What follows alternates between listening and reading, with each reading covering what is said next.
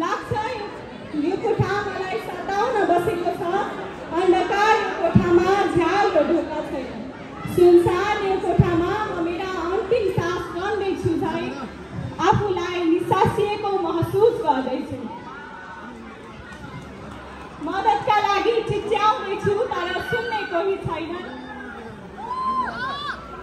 वरिपरि केही पनि छैन, मात्रै म र यो सुनसान कोठा। मलाई डर छ, अन्धकारको होइन।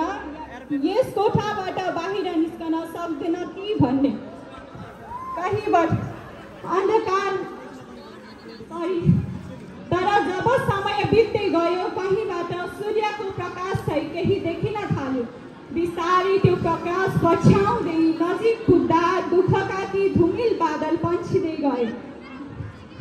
बल्ल महसुस भयो कोठा अँध्यारो होइन र यहाँ झ्याल र ढोका नभएका पनि होइनन्। यस कोठामा त प्रकाशको कमी रहेछ जुन सूर्यले दियो। यो कोठाबाट निस्कने बाटो त रात पछिको दिनको पर्खाइमा रहेछ। यो रात जीवनको कठिन परिस्थिति थियो जुन बिहानी झुल्के घामको किरणसँगै बिलाएर गयो। धन्यवाद।